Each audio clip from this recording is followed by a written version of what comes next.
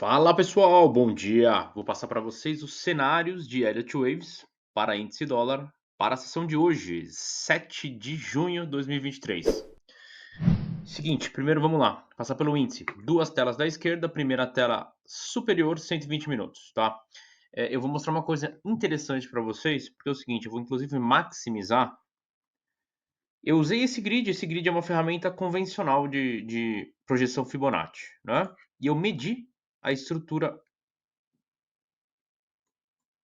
desse padrão de correção aqui, que é um zigue-zague, tá? Então eu medi do fundo até o topo e projetei a partir da próxima onda, que é a onda X aqui na verdade, né? Se a gente sob a perspectiva de Elliott Waves, né? A estrutura de Elliott Waves, essa é a onda X, tá? Então o que eu fiz?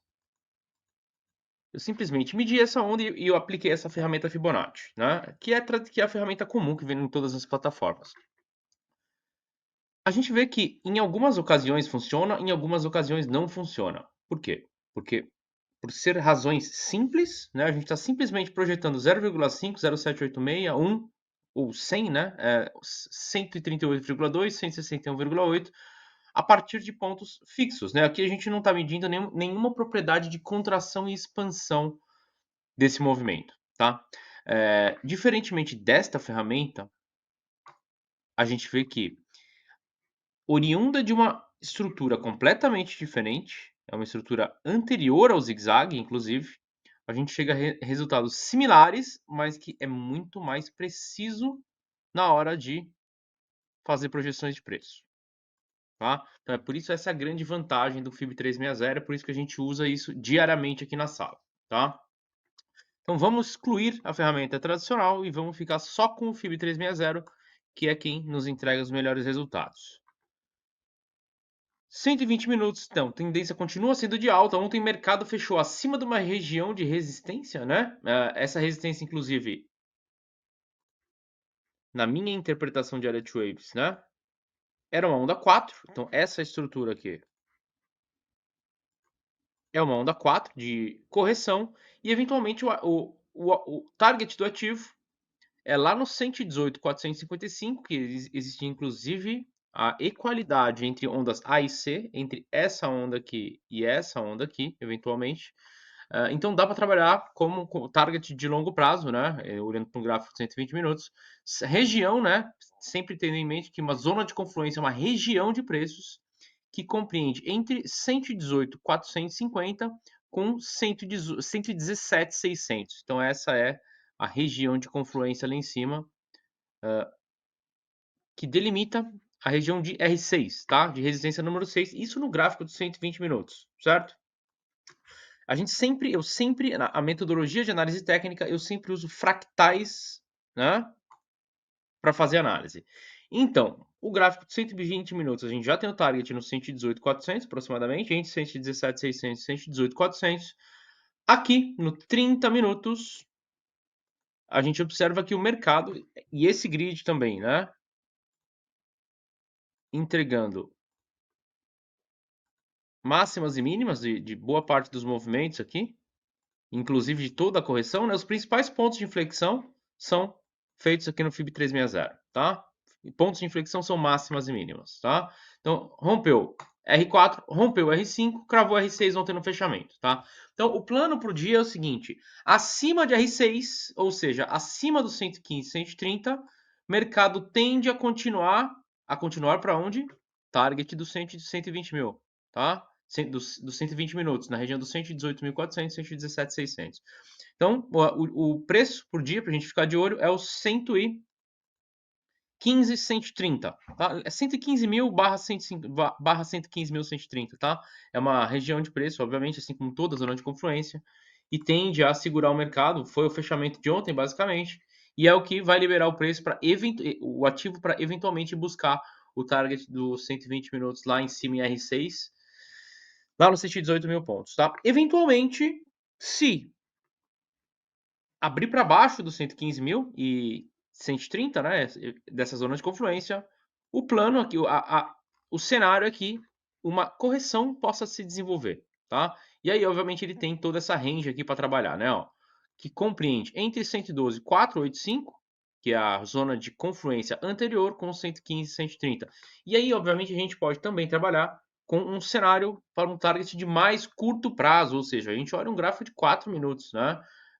Coincidentemente, a gente também, nessa projeção de preço, a gente tem uma zona de confluência no 115, 150, mesma zona dos 30 minutos, tá? Mas oriundo de pivôs diferentes, né? Aqui no 30 minutos, a gente pegou um pivô lá do dia 5 de maio, enquanto que aqui nos 5 minutos, os pivôs são a partir do dia 2 de junho. Então, são diferentes, mas os resultados são semelhantes, por quê?